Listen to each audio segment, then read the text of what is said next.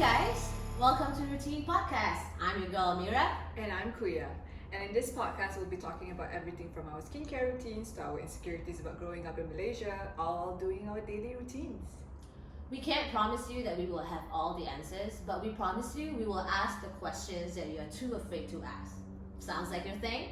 Get your serums and moisturizers, And let's layer in.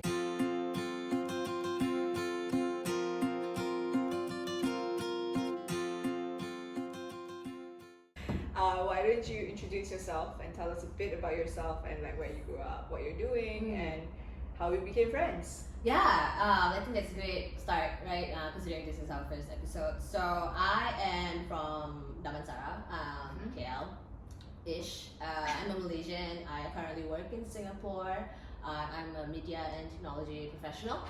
And I think we have been friends, I guess since we were 18. Yeah, since we were 18, for sure, yeah. So that'll be like 10 plus years. Yeah, like a decade. Like a decade, yeah. But I would say it has only been like within the past year that we've really kind of grow into our friendship.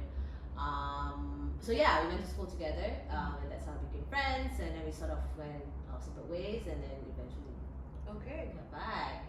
So what do you? Give the audience a little bit about yourself. Okay, so my full name is Siti Nakia binti Ahmad Sabri. Remember that, guys. Siti Nakia. Okay, but my glamour name is Quya, as they call it. So Quya. And I grew up in Malaysia, so was born and raised in KL as well. Grew up in Tamatun, and then moved to now I'm living in central KL. And then studied abroad, and we met in college, as you mentioned. And I'm working in e-commerce. I'm working in Shopee. In case everyone knows what that is, Shopee. You know that sound, annoying sound. Yeah. So yeah, I think maybe we want to give a bit of a background context as to why we started this podcast. Are you asking? Yes. I think, what you're seeing right now, you're hanging out in the living room. We've had really interesting conversations, interesting revelations, and we've been friends for a while, right? And we talk about certain things that, in my mind, like if it's so beneficial for people to have those conversations. And it doesn't have to lead anywhere. It doesn't have to have an objective. You don't have to come out of the conversations with like set goals and set. Sometimes it's just good to kind of like go back and forth, and also to just listen what other people is going through, because at least for me that has helped me, and we'll speak a bit on how it has helped me, kind of in my own growth in the conversation. I really value the conversations that I've been having with you, and why this podcast is so important is that I feel that there's a lot of people that could possibly benefit from the content and from for sure. What was your kind of I feel like objective or reasons? I think 2020 was when we became closer, like we spoke, like you said just now, and I feel like it was also a year of like revelations for the both of us, and I feel like because it was such a probably challenging time for us, and also for I'm sure majority of the world out there, so I felt like 2020 is the first event where like COVID was where I'm not facing a difficult challenge on my own. It's like the entire world is also facing the same struggles, and then that helped me as well to pivot and like look at how everyone else is dealing with it, and just talking about it with you as well. I found so much like solace in like is that the word solace? Feeling like less lonely and isolated with all my struggles, because I feel like the rest of the world is struggling too. That's true. Not only just specific to 2020. I feel that weirdly enough, like I always feel that the things that's happening to me, and the things the troubles, the challenges that I have, I feel like I'm alone in those challenges that I have. And when I open up to people about it, and I see other people telling me what they're going through, weirdly enough, like it makes me feel better. Is that a good thing or a bad thing? I'm not sure, but it feels like you're not alone, right? I'm not alone, but also I'm not rejoicing that you are going through the same issues. But I'm more like, oh my god, so like you feel it too? Yeah, for sure, exactly. That's how and I don't think people realize that is for me like the first step to kind of being okay and healing. is to first realize that I'm not alone and there are other people. And even if the other people don't really want to go through the journey with me, but just sort of like knowing that there are they people. are Actually, people through it. it's helpful because sometimes, and most of the times, we don't really need a solution to a lot of problems. We just need an audience. Yeah, We just need a safe space where we can share our problems without anyone judging us. And I feel like that's the whole point of this podcast as well, because we just want to create this space for people to realize, or maybe like when they listen to this podcast, they can feel like, oh, like here are these two girls who are also struggling with money, with body issues, insecurities growing up, and and we're talking about it, and then that they're not alone. Because I think when we were growing up, I felt like I was the only unlucky girl. Like, oh, like why is my life so shit, or like why. Right? Like, why me, God? Like, why me? Why is like all my friends are having all these perfect lives and I'm not? That's so funny you said that, because in the early part of our friendship, yeah, I feel like I looked at you and like, girl, this girl has everything figured out. Like, she dresses well, she has great skin, she has an amazing boyfriend who is now your husband. Yes. And like, yeah, she doesn't have anything to figure out. But little did you know. Yeah. I mean, obviously now we've gotten into this, and you know, once we started talking about it, that has actually made our friendship a lot stronger. And I really strongly believe that there is power in those connections. Sure. Right? And this is what I really want this podcast to be. To kind of like have you guys listen into it, and then also perhaps start having this kind of conversations with your set of friends. Yeah, exactly. And okay, so I think today's episode is more specific and towards 2020. Like we mentioned just now, 2020 is kind of special for us as well, because that was when Amira and I got closer. And then we realized that was when, this year is when we had to learn how to pivot and then just deal with difficult emotions, because you're at home, so you kind of have to deal with your shit, you know. You can't distract yourself by going out. You have to sit in the silence. Exactly. And it's not comfortable. Yeah, exactly. Which Yeah. brings me to my first question, Amira. So, how has 2020 been for you overall? I think it's no surprise, right? I feel everybody's gonna say that 2020 has been extremely difficult. I'll be the first to say that when it first, this whole pandemic started, I was like, I'm cool. I'm chill. I have a job. Where were you? Yeah, so there was a bit of a kerfuffle because I did move to Singapore earlier this year, and then Malaysia had a lockdown, and I made a decision to come back. And I just have been here for the rest of the year. Just kind of stuck, I guess. I'm still working. For the company, but I just find myself in this weird place where I'm neither here nor there. Because I already packed up my life in KL. Right. Yeah. And I was we helped you pack that. Yes. I had to move it, and then I come back here, and then all my stuff was packed up, and I kind of was living out of a suitcase, and I was unsure when do I need to go back to Singapore, when do I not, will I ever see my family again if I do go to Singapore, and like things can't. So I thought I was fine because I still had a job and everything, but slowly but surely, actually, all this uncertainty was like a snowball effect into like the biggest, I would say, in my adult life breakdown that I had in 2020. Interesting. But yeah, we're here now, and I survived. Surviving. Surviving. I like that. Surviving. Yeah. Surviving. But each day. Yeah, so it was a big transition. I am moving back to Singapore soon. So I was ready for my big Singapore adventure, and then that kind of got taken away from me this year. Okay. And it was a big shock. And I'm the first to say, to be very optimistic and like, Amira, it's cool, like you're fine, like look at it. But I didn't really accept the fact that I actually was not okay with it. And until I kind of told myself, yeah, you're not okay with this. Like, this is giving you like all why this were you uncertainty. not okay with it? Because of uncertainty. Like, I didn't know when I was going to go back to Singapore. I didn't know if I was going to see my family and like my partner again, because they're all in KL. COVID, one day like Malaysia, Singapore is open borders, another day it's closed borders. So there's a lot of uncertainty, and it like spiraled into like so many other things this year. Wow. Okay. But yeah, The Malaysian government announced our MCO. MCO, yeah, Right? yeah. And that was around like 18 March, I believe. And then you came back before that, like right before. I literally came back. They announced 16 March. Yeah. That they're going to close in the 18. On Yeah. the 17th, I On came the back. 17th you came back. And when you came back, how do you decide like where to live, or like where will be your spot to quarantine, To be.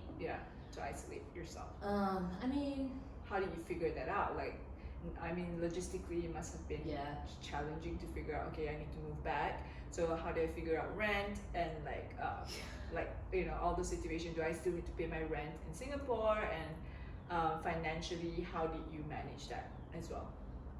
on the financial front, I think like I am blessed and privileged to have the flexibility and the capability of Okay. like paying for rent in Singapore when I'm not even there. So unfortunately, I did have a couple of months when that happened Okay. because I was here. Everybody was a bit don't know what to do. My landlord couldn't make a decision as well. So I understand it was just a weird, but I managed to get myself out of that Okay. some costs. Okay. I guess. Right?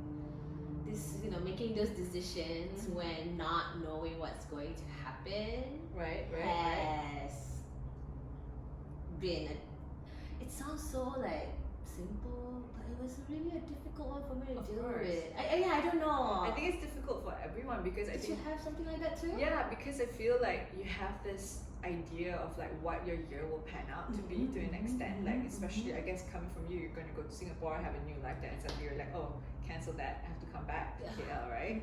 And I think it was similar for me as well. I think for me less so because it was more of like when quarantine started, I just joined Shopee. So I joined Shopee in February. Oh shoot. I didn't know that. Yeah. Okay, So I okay. joined Shopee in February, and then it was a very, very stressful first month. And then I think it was kind of a little bit of a blessing for me. Like when the government announced the lockdown, 16 March, I was a little bit happy. Not gonna lie, I was like, oh okay, because I get to work from home. Okay. And then And you are a homebody. yeah, I'm a Ish, homebody. right? Yeah. I'm like a super introvert, and I'm a homebody. And so I kind of like was super excited to just be home.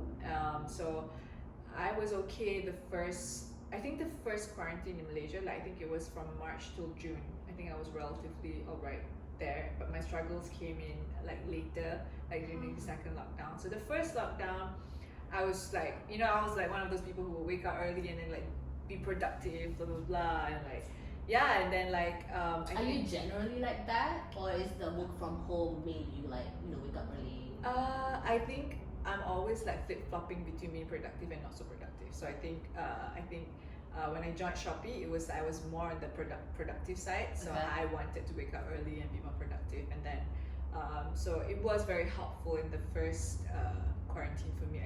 I think because my husband, he's an oil and gas engineer, so he's always offshore. So I'm fine with him being away, but I think when you're at home alone for like, I think there was one time when he was away for like a month, and I was literally at home for a month, and I didn't really talk to anyone, or like I didn't have like a support group that I needed to speak to on it, because I'm usually fine without human interactions. I'm sorry, mom and dad, but I'm usually fine. Like if I don't talk to people for weeks, I'm fine. Okay. But I felt like it was a bit too much. Like a month alone on your own working, yeah, and like we work crazy hours as well. So like there was no boundaries. So I think towards the last month I was struggling with it a bit. So then, but I think in general the first quarantine was fine, but the second quarantine was when all the anxiety and the stress started boiling up. What does that look like to you? Like the stress and anxiety. Yeah, well, what you were saying that the first part you were waking up early, Right, and right, right. productive, and then what Right. happened? I think it was just like the news. Like I was watching the news like 24/7, and like before I sleep, right, I'll go on Twitter, and I think in Malaysia, like we also had some political instability. Tell me So- about it. That'll be a Okay. topic for another podcast. Yeah. But that kind of fueled my anxiety. And then I sort of, I think I didn't realize it, but I was watching the news every day, and like, I was worried about like my parents and like my siblings and all. I'm worried for people on the street. I am quite sensitive to an extent, so when I read the news and like people are suffering here, people are suffering there, losing their home. So it kind of like Feel it. yeah. Recognize it. I Okay, felt like okay. it was my burden, but obviously it's like what can I do to an extent and try to help as much as I can. But yeah, I think that kind of like got to me as well. I think after the second lockdown was when I was just like, it's too much. I can't. I think I just became like the complete opposite from Quya version 1 lockdown. It was like the opposite. I was like, I'm gonna wake up late. I'm gonna wake up like 5 minutes before my first call, and then I'm not gonna eat healthy, or like not gonna eat, or like I don't care about like how I look, or like how I feel. And I think that kind of like added fuel to the fire. But yeah, my marriage was whew. Yeah, I mean, not like we had like moments of like months, we can go like 2 months, okay, we're fine, and then like one big argument. Whereas before it was like small arguments here and there. But obviously I think quarantine overall, like I think we try to compromise as much as we can, but I think there will be moments where we blow up. I think as well, like for us, there's also like a bit of financial concerns because my husband is in oil and gas, so oil and gas was not doing that well. So we're a bit concerned about his job stability, whether he was gonna, get laid off, or there was that. And then also it was my new job. I wasn't like completely into that role yet as well. So I think we were both struggling with like maybe financially we're not 100% stable in that sense because of his job and everything. But thankfully we managed to adjust and adapt. But we're okay now. But I think the same, like, first quarantine we're like, oh, I want to spend on groceries because we're not going to be traveling, and then we kind of overspent a bit. Okay. And then we're like, oh, but we're not going out, but we're still spending a lot more. So what's wrong? So we had to look at budgeting, and then to take into account like all the additional expenses, like since we're at home more, so internet, like electricity Office bill, payments, right? office, Yeah. and like need to buy more food because we're at home more. So I think just like things that we didn't really think about, but we have to now. So electricity bill went up because we're at home. Air conditioning was like on all the time. Yeah. So yeah, I think learning about how to deal with that, and also I think relationship with parents as well. Yeah, I think that was one of the things that we were also like grappling with, because I think our parents are not getting any younger.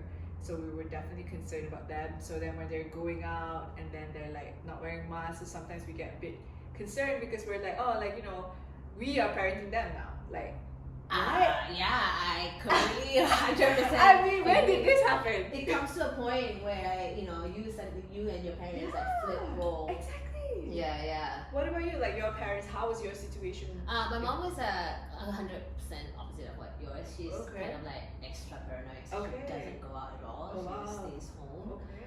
Which I'm like supportive of that. Of course, yeah. As long as she has all the things at home that she needs. Right. I do come and visit her. She lives like 5 minutes away. Yeah, nearby.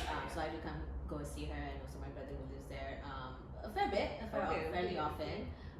But just on the family front, we had a huge family event this year, which I'm not really going to talk about in this podcast, but it kind of really affected my family and our family and how we interact with each other and the kind of conversations that we.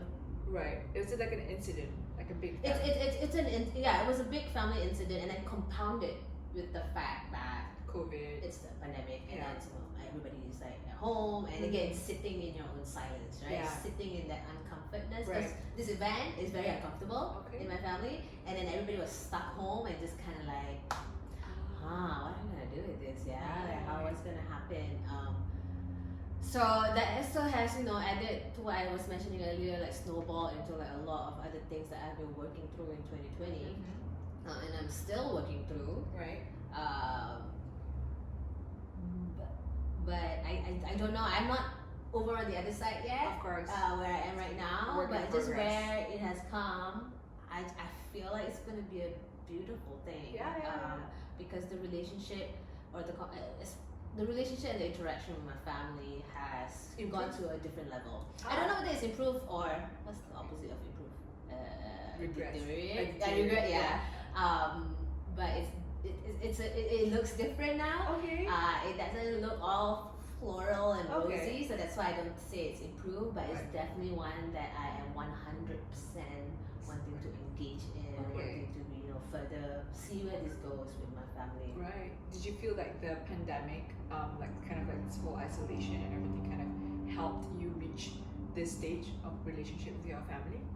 Yeah, because I think you mentioned it too. I think like we take for granted Yeah. the people and it doesn't have to be our family members, just in Friends, general.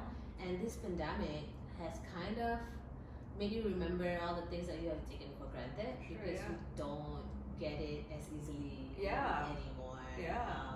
My friends who live across the world, right? And it's so easy for me to say, oh yeah, I'll just hop on a plane and go to Australia and see my friend. Yeah. But now it's not possible anymore, Yeah. right? So now I'm like, hey, you want to get on a video call? I haven't Yeah. seen you in a while. And mind you, I haven't seen these people in like 2 years, and it's been Right. fine just like Instagramming Yeah. and stuff, right? Yeah. But now because of the pandemic, I'm like, no, I want to like see your face. Like I want to have like a conversation. Right. And on the friendship as well, I used to live in the US. I traveled a fair bit growing up, so I had friends like across Around the globe, world. yeah. And one of the key takeaways of this 2020 pandemic is that those friendships have also Strengthened. grown. Wow. And I think they feel it on the same way, right? Video calling now is the norm. Yeah, for sure. Yeah, it has helped. Yeah. Maybe before this, hey, can I FaceTime you? And people get a bit awkward. Yeah, it's a bit awkward like before this, but Before, now it's yeah. like Now everybody does it. Yeah. So everybody's a bit more relaxed. It's a Right. normal way to catch up with people. Right. Yeah. And I absolutely love it. I think like I have Okay. more, there's only so much you can do by like liking Instagram or sending Yeah, a photo, sending for sure, yeah. emoji. There's Yeah. only so much like in-depth interaction, right? But then when you actually have like even a 15-minute video call, It's so much better so actually. much more get transferred. Yeah, you feel more like engaged with that Mhm, person, mhm, right? mhm, mhm. So you talk about how your relationships with your friends and family has technically gone to a different level because of the pandemic, your relationship with your partner, and I'm also interested about like your habits, like in terms of like while you're self-isolating, is it like your food habit, like do you order grab food or like do you cook, and then like just like do you develop any good or bad habits during the quarantine? Okay. I was actually thinking about this because you just mentioned that you had like first part of quarantine, it was Yeah. this way, second Yeah, part of yeah, quarantine, for sure. and I'm like looking at mine, just thinking about mine. I've always and this is habits building. Habits is not a new topic Mhm. for me. Mhm. Well, not new-ish. I've been really looking into this in the past 2-3 years to figure out what is the best way for me to live my life Right. more, manage my life more effectively. So I wouldn't say there was much difference between before quarantine and after quarantine, Okay. but through necessity, certain things have changed. For example, I don't go out and eat Okay. Right. that much anymore. Okay.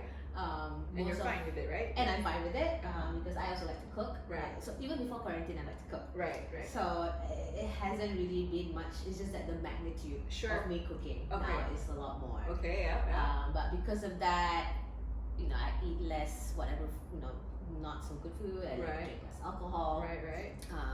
Because that's just not a thing anymore. Yeah. When you're at home, and Yeah. then I'm starting to realize that I actually don't like all this other stuff. Right. So I guess that has changed, but it's really not intentional. Yeah. It just kind of sort of Happen. happened. And then another thing that's like big, I think this, Yeah. like I lost a lot of weight. Right. In 2020. Right. And people like to ask me like, what happened? Like, People usually gain weight. Dude, A lot of yeah, people gain yeah. a lot of weight during quarantine. Yeah. so when people ask me, I don't know. I don't have an answer. I think it could be like your habits, like you mentioned, like the routine that you've been doing, like but without like unintentional Unintentionally, routine. yeah. And I think the reason why I cannot really verbalize what are the habits or the routines that I have that work is because like my whole life, I would like to say the way I live my life is like a whole like constantly testing out what is the best routine of my life. Okay. So I experimented with different times of waking up. Now I'm like comfortable 6:37. Okay. Because and the reason why I do that is in the morning I have like a specific thing that I like to do. Like I want to meditate a bit. I want to have that 1 hour of just For yourself. just Okay. me And in that has the been kitchen. helpful? Yeah, I don't know whether it's been helpful, but I love it. Okay. Makes you feel good. Yeah. Okay, for sure. So maybe it helped in other things, Yeah, but I love it, and I'm gonna just stick to what things that I Works for you. love.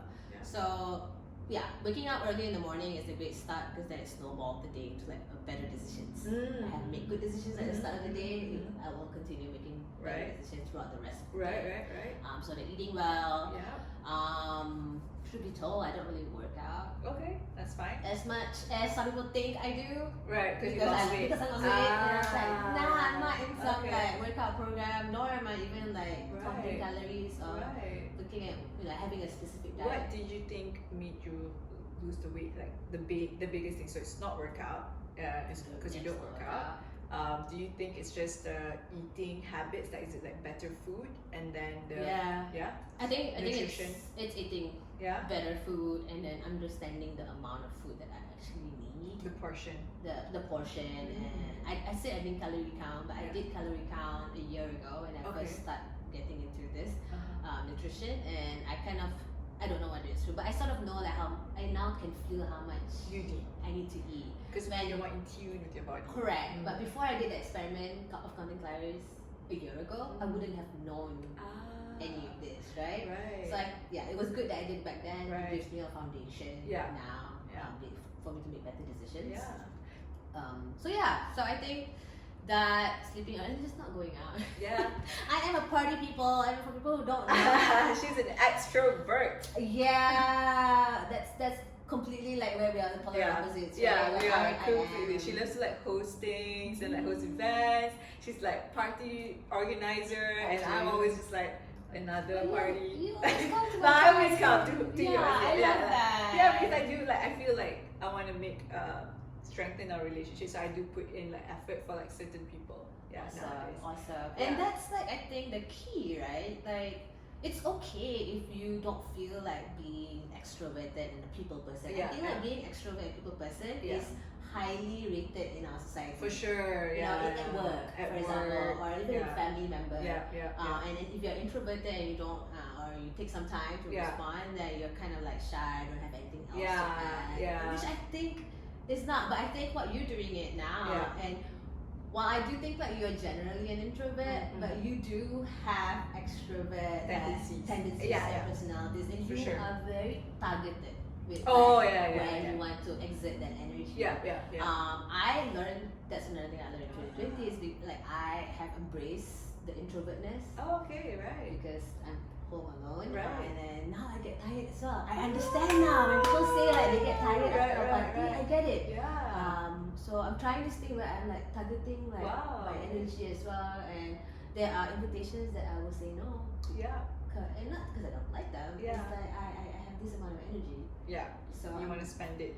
For those that I have dedicated, I want it to be like the best Amira for sure for them, right? And if I am if my guests have been running for too long across other things, I cannot present my best self to this person who I've committed to them. I want to also talk about work from home. How has that been? Like, how's your company culture? Like, working hours, no boundaries. How do you cope with that? For me, this one very short. Yeah, because I work in digital. Well, no, my company is a tech company. We have a software, and it's the main headquarters for APAC is in Southeast Asia is based in Singapore. Right. And I've been working with this company for 4 years in Malaysia. I'm the only employee. Right. And basically, I'm a satellite office. I work on my own. I technically have been working from home for the past 4 years. Although I do have an office, I do have a co-working space area. But I have been working from home or working on my own for the past 4 years. So going into quarantine or going into 2020, back when I was saying at first, I didn't, I thought it was fine, it was okay, this is something that I'm used to. It's the same thing, like working from home, something that I'm used to. There's no boundaries. When clients will be texting you because something is not right. I'm very, very like it's normal. It's work as of now, aside from just it being like a lot. Other than that, I don't think there was much difference in how 2020. Okay, so you were talking about so nutrition, how you balance your diet, and we talked a bit about budgeting, how we budget, like briefly for me and my husband. I also want to talk to you since you've been working from home for the past 4 years, and obviously I've only started working from home this year because of COVID, and I struggle to deal with like the boundaries and like just everything is at the same place. So I just want to get some learnings from you. Like how do you separate between like working and life? Yeah. Just to give it like a bit of background. So I've been working from home ish, or it's because like, so I work for a tech company and I'm the only employee in Malaysia, so pretty much I work from wherever I want. Remotely, so I'm quite familiar with this like work from home situation even before the 2020 pandemic, right? Yeah. So how do I do it well? I don't know if I do it well. So that's what works for you? What works? Yeah. I think I still, get up and shower and do my full like EM routine. Like how you're going to go out. Like how I would go to an office. Okay, I would still like even in my wardrobe right now. I have like a work from home like set of clothes, and then I have it's still definitely not office going out clothes, but just different sets of clothes. Different sets, and because it kind of helps me not be in that loungy mood. Because house is loungy for me. Right. But if I shower, do my routine, I usually put a bit of I do my eyebrows, I put a bit of mascara. I put perfume. Oh, wow. And so So you feel like okay, you're ready for ready to go. task, right? Yeah, ready to go, ready to start the day, ready to be productive, ready to do work. Right. And then we try to keep the office space separate from the like bedroom space. So we do work outside only in the living room. Okay. And we've set it up so that everything is set up like an office. Okay. So as soon as I am ready and it's 9 a.m., then I step into my office, which is literally just stepping on one side of the living room. Okay. And I do business development sales, so I'm on video call all the time. So I do like looking presentable, so that's why I have all of that. But I actually don't wear that much makeup as much as I used to anymore, and I love it, and I think my skin loves it. Okay. But and in terms of like the boundaries, I don't know, man. My industry is not the best at all. So I don't know whether I have any. I think the only thing I could say is prioritize. So you don't have to answer all requests, at least for me, right? You don't have to like be responsive all the time and to all requests. I think there is a skill in being able to prioritize the different, because if you don't do it, everybody's gonna ask everything from you, right? And there's only one of you. There is no way that you can complete things in 24 hours in a day. And the skill that I'm still trying to like making sure I'm sharpening is like looking at all the things I do and what are the priorities, right? So if something that's a priority 1 comes through to me at 11 p.m., more often than not, I will still like have a look at it. And but if it's a priority 8 and it comes at like 7 p.m., right? Which is as I'm like shutting down, I'm like, I think this could wait for tomorrow. Okay. And I don't. Once I make that decision, I don't want to feel guilty about it, because that guilt can carry throughout the night, and then I get anxious and I go to sleep thinking about this like text message that I did not respond. If I decide this is priority 8 in my life, and I right now from like after work to like 9 a.m. the next day is sort of like I have no obligations. So I just park it. And when you switch off, do you really switch off?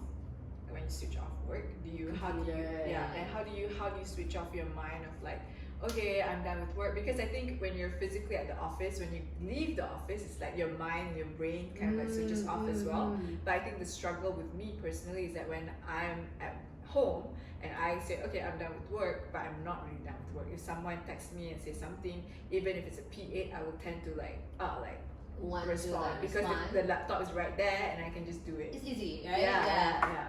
So how do you like tell your brain to like stop working. I'm like, yeah, I don't tell my brain. I just like tell my body to not respond to the email. Okay. And I think I'm a bit more strict with myself on this because I do believe that I have certain like anxiety triggers, and this is work being one of them. Right. And if I allow it to dictate my life, I think that's when I will spiral to a black abyss if I allow it. So I am only allowing as much of that That's triggers in. And I have a really amazing partner who also recognizes this in me.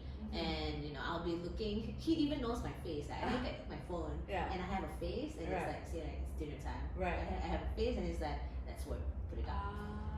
And it's not so like straight, like obviously he also understands. He also like has the same mentality as me, where yes, work is kind of like 24/7 for all of us, but you have to prioritize at the same time. So he's also very forgiving if I have like a call. I work for an international company and sometimes I have to be on call on a video call at 11 p.m. or like 6 a.m. in the morning. And in that situation he understands, but if it's like a text message, if it's that, he always asks me like, do you need to do this now or is it something that can be done at, even if it's not 9 a.m. tomorrow, why don't you start it at 8 a.m. right? Get it out. Is that something that can be done? And when somebody like just asks me that point blank, I'm like, got you thinking. Maybe like, it doesn't matter that much that I don't respond. And I think I don't know, maybe some of them will be listening to this. I think like my colleagues and also my clients kind of can expect that I won't respond. If it's outside of office hours. It needs to be a real emergency. For me to say anything. So you need to kind of like communicate your boundaries as well. Do you think that's helpful to your team members, that like communicating, or at least in a way that they understand that sometimes you may not be reachable all the time, right? Because I think that is also one thing that I've learned from you and like from talking to people, that just telling people that sometimes you have plans on certain days, and then because I work in e-commerce, so it can be quite demanding as well. So if I'm traveling, like the other day I went to Penang, I was on leave, but in e-commerce you can never really be on leave. So I think I did tell my bosses, I said, I'll be traveling or driving from this time to this time. I cannot check my emails or respond to emails, but I will be on our kind of like our WhatsApp for the office. So I'm reachable there, and then just so that I can manage expectations. I find that helpful and like gives you a sense of like calmness as well. Because you're in control. I think that's the key, right? It becomes overwhelming when it seems that your boss or your teammates or your clients are dictating when and where. But it sounds like you have set like, okay, from this to this, so that people are well aware whether they agree or not. I think it's a separate conversation. That's when you go into having whatever conversation that needs to be done. But then by making that clear, then you feel in control. And for me, that struggle with this very negative thoughts, like it's really realizing that that's the most important thing is for me. Like set boundaries. Make the call. Make the call. Don't wait for your boss to set your schedule. You set your schedule and let it be known. I mean, I don't know. I think that's very helpful. I feel like that's very helpful. Another kind of like learnings I found from like working from home is that just finding something else outside of work that gives you joy. Because I feel like if you're working, because say for example I woke up at like 8 and then make my coffee and then start working 9 o'clock, and then it can go on and on until I continue working until like, I don't know, 9 or 10, and then you're like, oh okay, then I shower, and then it's like time for bed, and then you're like, okay, I didn't do anything outside of work that gives me joy. So I feel like even if say I have to work from 9 till 7, I give myself like 7 to 8 to work out, or like to watch a show that I like, and then continue working 9 to 12. So I felt like that was much more helpful. Like I have something to look forward to. Or like lunch, maybe I'll like plan to cook something special. Like, oh okay, I'm gonna make this for lunch, something that I'm excited to eat, even though it's a simple meal, but it's like something for me. I feel like that was helpful, like doing something I enjoy truly for myself this one day. Try to find pockets of time to give me joy. I think, and this is my very naive opinion perhaps, that we fall into this trap where like our work and our professional life Like we revolve around Yeah, that, because right? personal And it becomes like 80% of who we are. Yeah, for sure. And I'm not dissing anybody who Yeah, thinks that there's way. no I judgment. think Yeah. I think it might work for other people, and I certainly was that person. I want to say that maybe like 2 years ago. Yeah. Um, That you are your work. yes, Right? and Your I job. derive a lot of value from my work and how I work, and like my professional, the way I conduct myself. That is a lot for me. That's who I am and how I value myself. Right. And reflecting on what you just said, I feel like for me, it's not work is not 80% anymore. Yeah. And I would still it's still a big percentage, maybe like course. 50 to 60%. Yeah. But I have also started prioritizing my hobbies. And over the weekend, let's be real, we work on the weekends, right?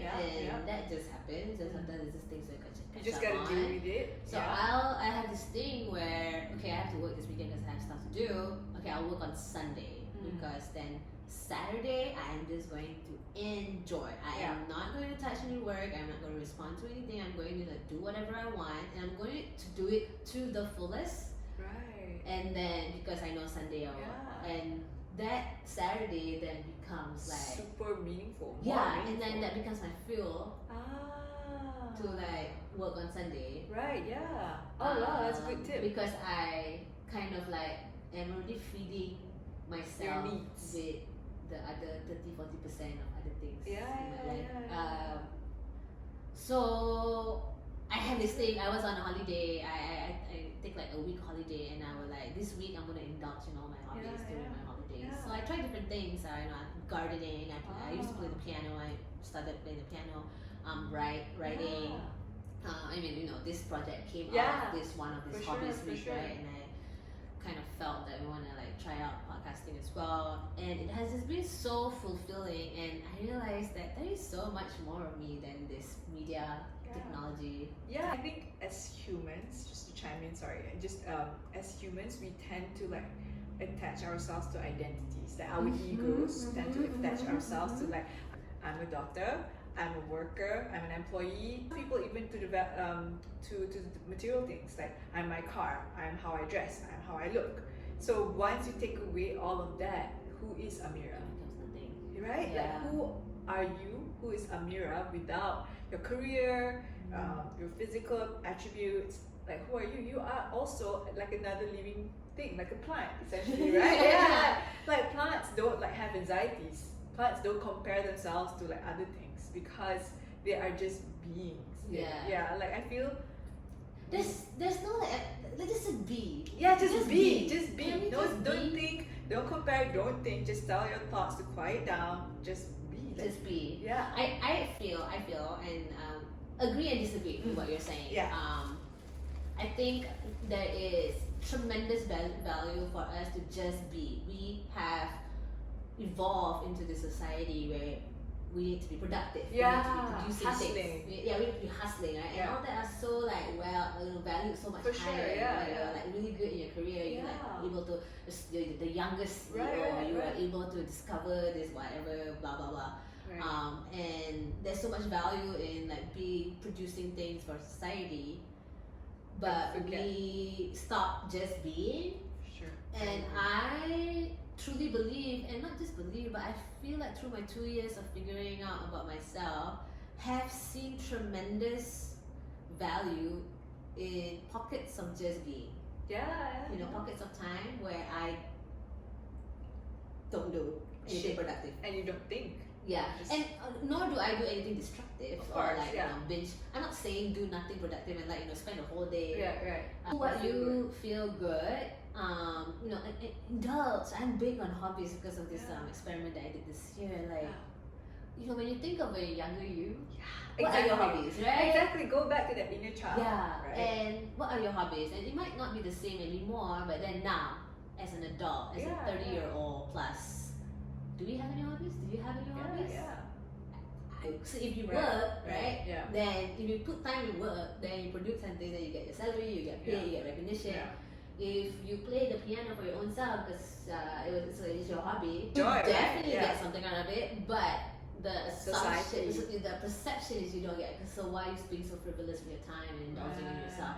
But that is great, Value. great growth. Yeah, for sure. When you like just, I 100% agree Yeah. with you. Yeah, I think that was what 2020 taught us as Mhm. well, to just Mhm. like go back within, like go back to yourself, because you can't go out. So like all the external validations that we usually seek from outside, from going out, from society, is kind of like whoop, not there anymore. So I feel like just being by your own in 2020 has helped us kind of like going back to our roots, like Yeah, who yeah. we are, like what Yeah. we like, what we don't like, just Yeah. understanding ourselves, right? You brought up like a really good point. Like this is the best time for you to just indulge in all the weird things that you think people don't like, all the like Yeah. unique things about you. Yeah. If you like to do magic shows in like Yeah. your bathroom or something, like do it. Do it. Do it. Like if you guys are listening here and you're not, trying to like indulge yet, I would just like highly Just figure out, just do it. just try different things Yeah. and see Be like brave. Like, I do want to caution in terms of like the genuinity. yeah.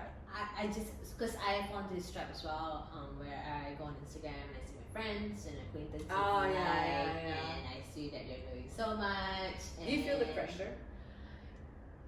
Yeah, Yeah. most definitely. I actually about a year ago disappeared off of Instagram because I realized how much it was affecting the way I look at myself, because I was just constantly comparing myself with other people that, and these are like close friends of mine Right. that Like I physically. still feel competitive with, and I'm just Right. like, why can't I just be happy for my friend?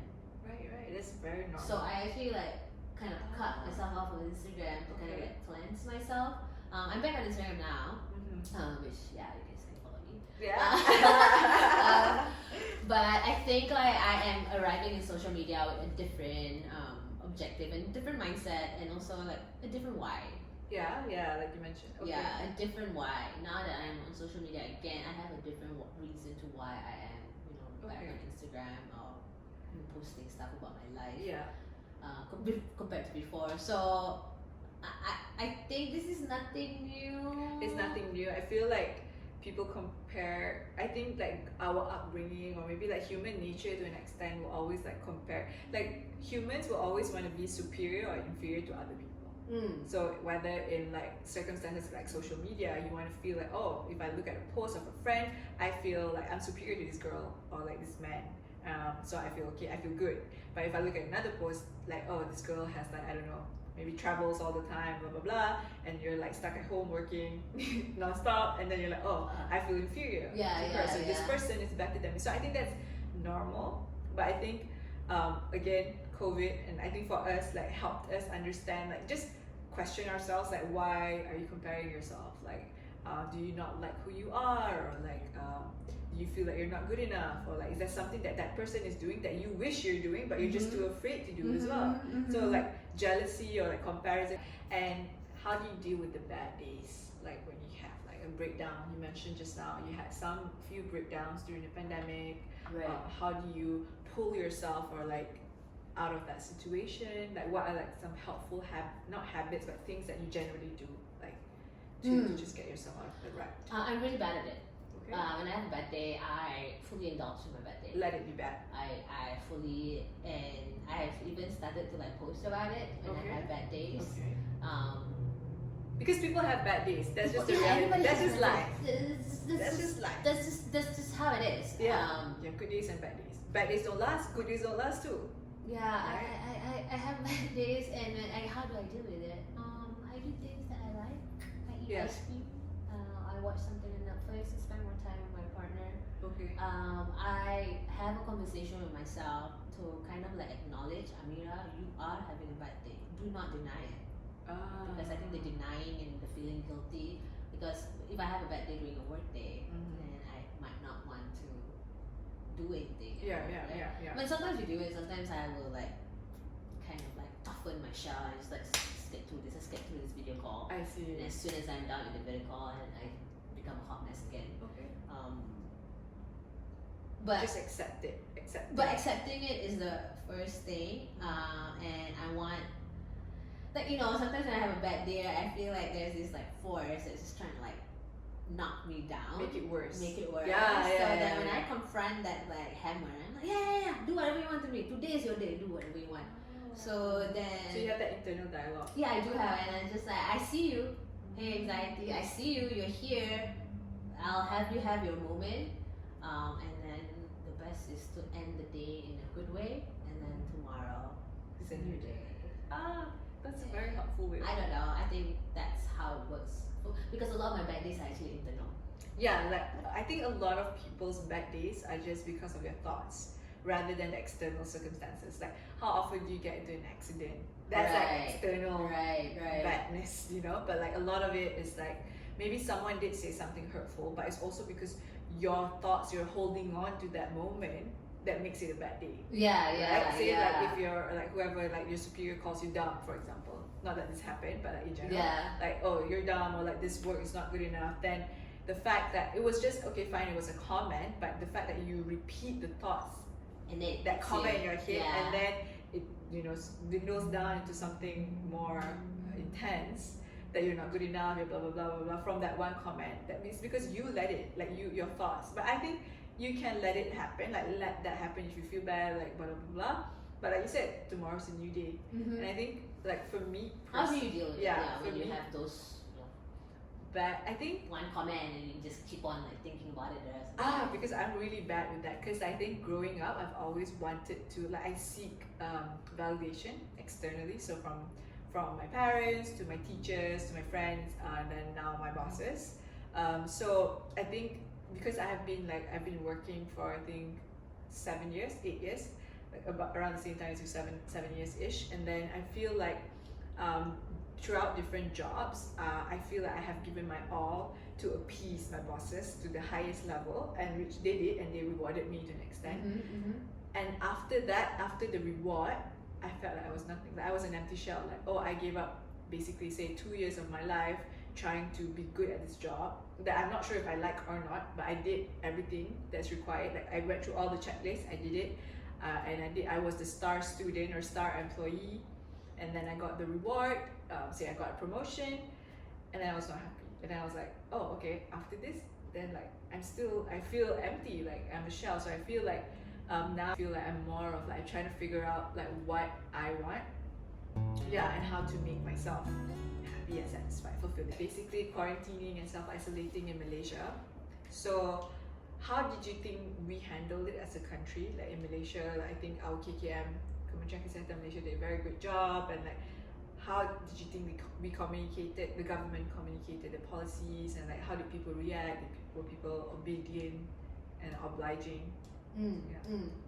I gotta admit that I am very much in my bubble when it comes to like COVID, because you know I'm like in this Damansara area, right? Where I wanna say is affluent, middle to high income, right? For sure. And then I think it's so different across Malaysia, and it has, I think a big part of it has to do with like the social economic status of like that particular area, and how, and you can see the difference in like the response, how they follow the SOPs, and as well, I guess also even how our police, people in power like execute the policies, right? I think there's a stark difference, and that was like my first realization. And you know, this pandemic actually also kind of resurfaced like how different the levels, inequality. like the inequality is so apparent, and COVID kind of like highlighted it so much magnified more, it, for sure, about what happened. And I think you and I are in the same kind of bubble-ish, right? And we are a bit more protected. For sure. I think just to add on that, like, I think because I previously was living in Tamatun as well before I got married, and then we moved to Central KL, like I mentioned. So I think Central KL is like a whole new world to me, because I think the Damansara Tamatun bubble is very privileged, very whitewashed, I want to say. Very white to an extent, and we put a lot. Kita semua macam Melayu, but but nak jadi white sikit. ada sikit dulu. Yeah. And like not like we want to be. I would say Western influence. We are Western influence for sure. Yeah, and like by the way kita dua Melayu je. That's true. So yeah, I feel like moving to a new neighborhood that I'm not familiar with really opened my eyes to how like people take it, like how people How's live. your area? So I'm staying near Keramat area, like I think it's near Keramat. Yeah. So then a lot of people there. In terms of SOP still okay, but like there's a lot of macam like rumah setinggan ish at the some areas, and then I also started taking the public transport just to like again about like expose myself. Okay. Like see the world in a different light. So I started taking the train. So I take the LRT and then LRT, not the KTM. Not there yet. LRT dulu. So I think it was like an eye-opening experience to see how like because to people like paying the toll, petrol is still a lot of money.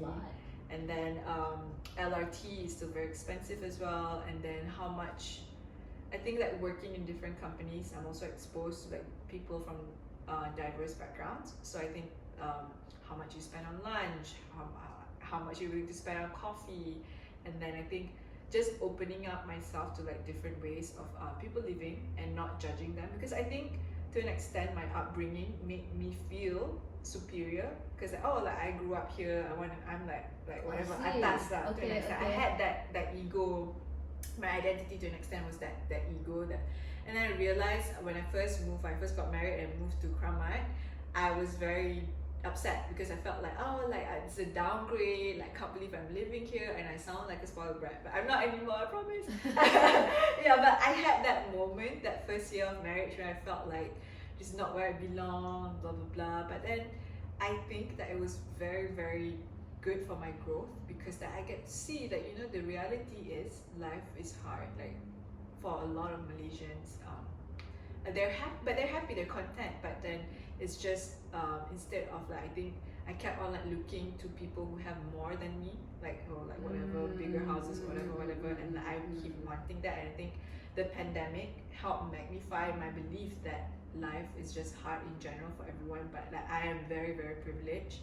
And then I just wanna, I think what I can take away from like pandemic, the COVID as well, is just that I wanna learn more about our country, like the diverse background, like what happened in 13 May, that incident, the racial disparity, and then like because I was also talking to my dad, like he was telling me that in the 70s there were not a lot of Malays that could work at MNCs because they didn't have the confidence. So Malays, they graduate and then they just join like tabung JLCs, right, like tabung haji, PNB, etc., because they just don't have the confidence or like they are capable. And I feel like that was because of our colonization to an extent. Right. Yeah, so I think learning about how people were raised, that upbringing, and like give everyone benefit of the doubt. Like maybe if I see someone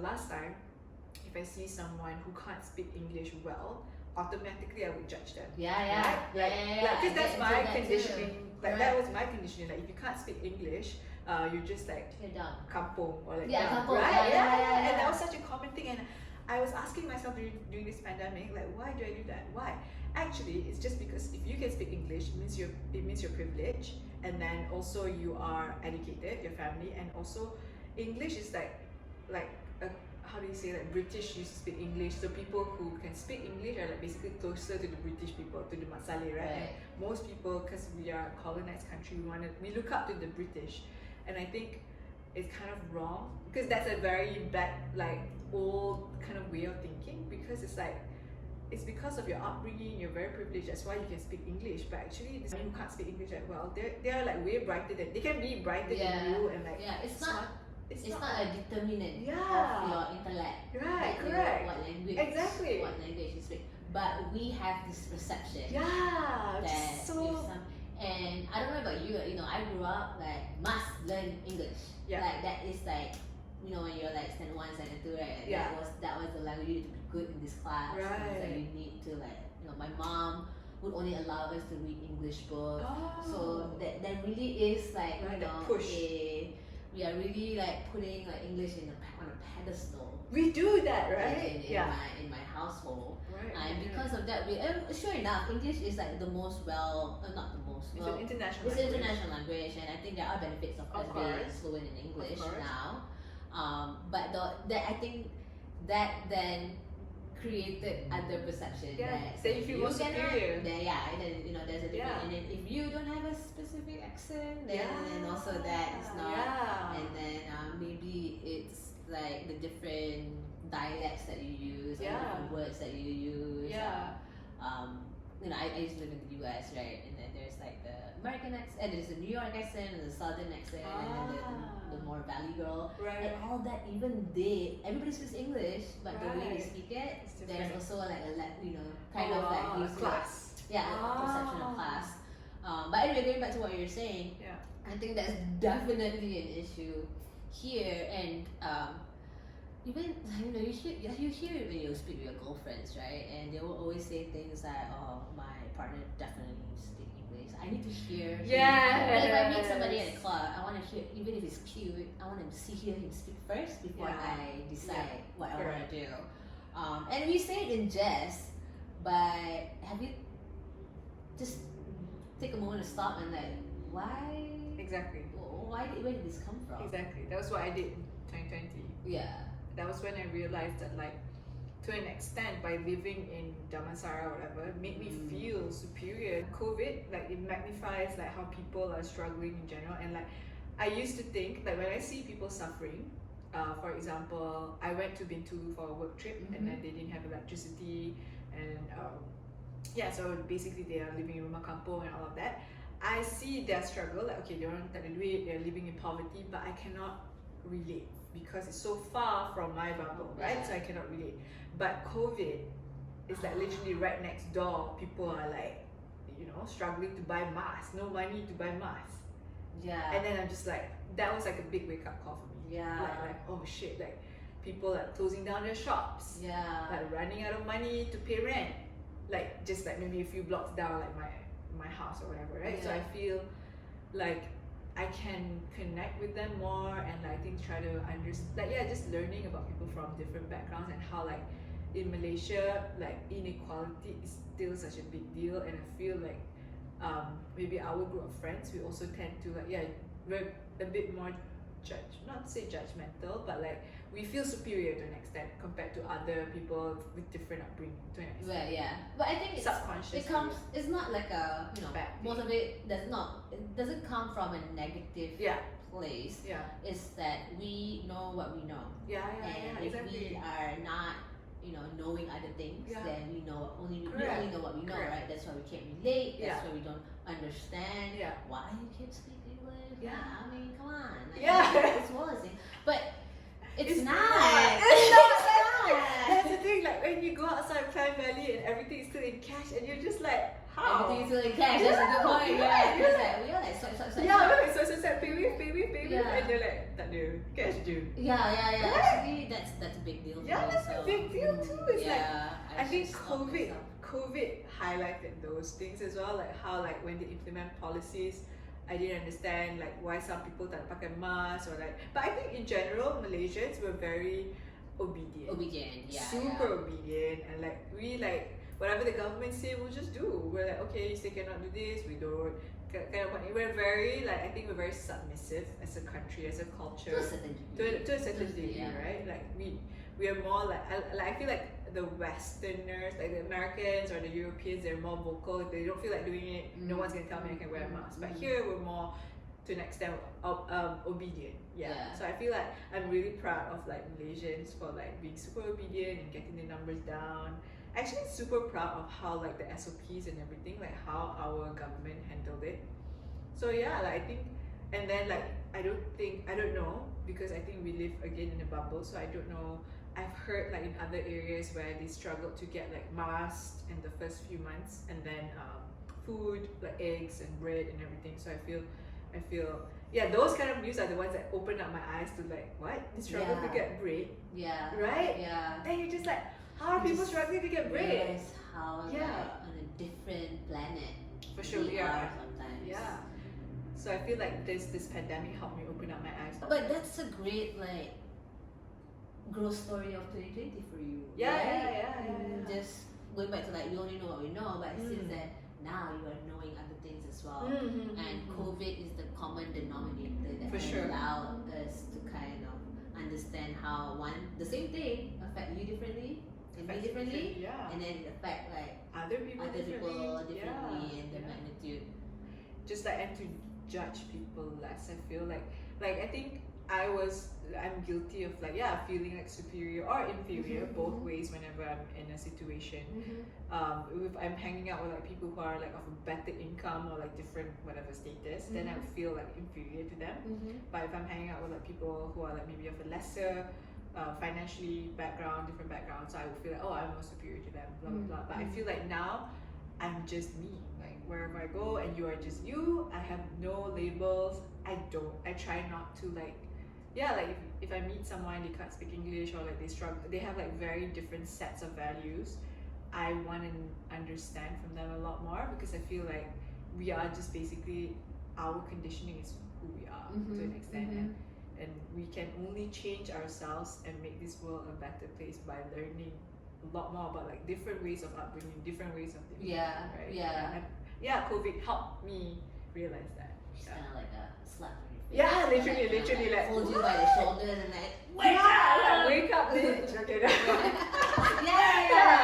Like wake up. That's interesting that you had. I can't say that I had a lot of those thoughts though in 2020. I think a lot of 2020 is more internal for me. Maybe like I'm conceited. Is that what I'm trying to say? No. Everyone is different. Yeah, I guess everybody is different, and I'm gonna go with that. Yeah. But you've provided some like food for thought. Yeah. Definitely, like I need to like think more about The difference. the people outside of me. Like outside of your bubble. Yeah. I think we obviously, because like when we stay in like Bangsa or whatever, it is a nice area, so it's like you don't go out as much because everything that you possibly need is here. Absolutely. Yeah.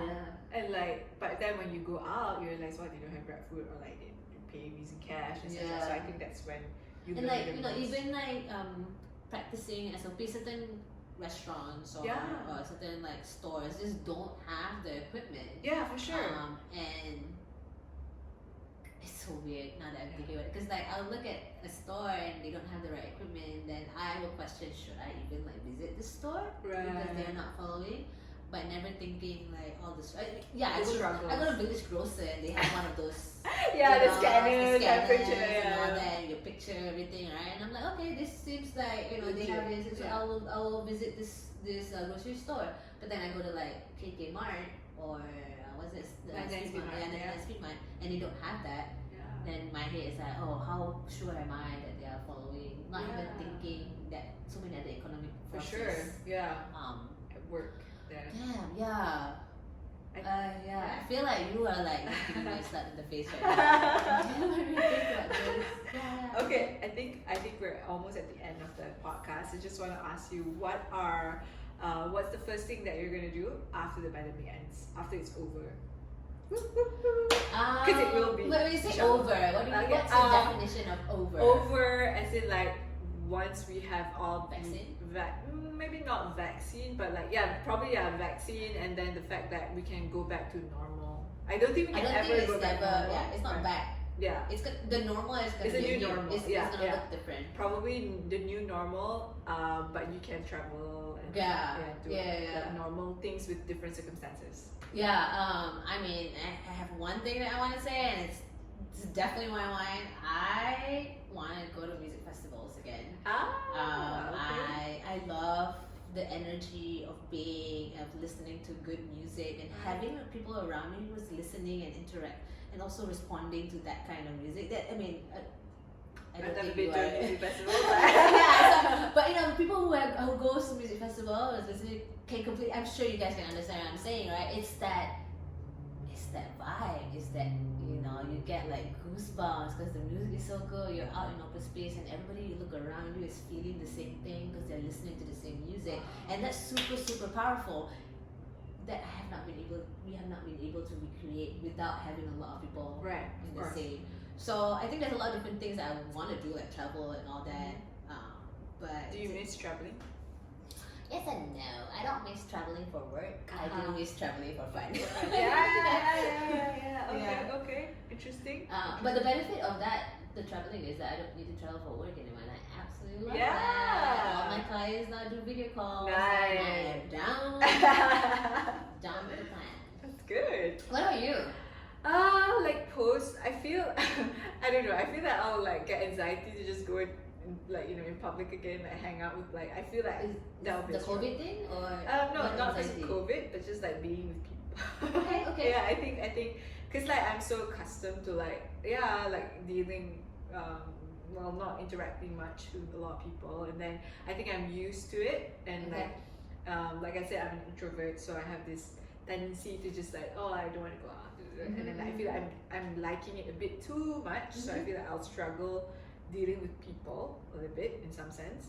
But what I'll do post pandemic is I want to go hiking, or like I can still hike now, but I think like with bigger groups of friends, and like just do like be with nature to an extent. I know like I'm not a nature person. If you know me, you will know that I and then COVID made me realize that it's because I like to be in control with how like people perceive me or how I look, whatever.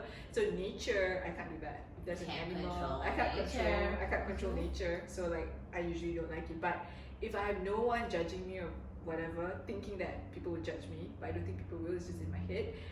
I'm like, I love nature, like I love being by the trees and like all of that, like being in the elements. But yeah, because like if I'm just with my husband, I don't mind going hiking. I don't mind doing certain things. But if I'm with my friends, I'm worried that they'll judge, like, oh, like I'm not fast enough, or I'm not good enough, I'm not healthy enough, I'm not That's why like, I think working out as well, like I like to do it in my own time because I'm worried about the judgment. But yeah, I want to go hiking post COVID. Nice. Oh my Yeah. god. So you're into like Yeah. going out. This is new, guys. Yeah. Like, I've known this chick for more than 10 years. I didn't know that until today. Yeah. Okay, I think that concludes our first podcast, first episode.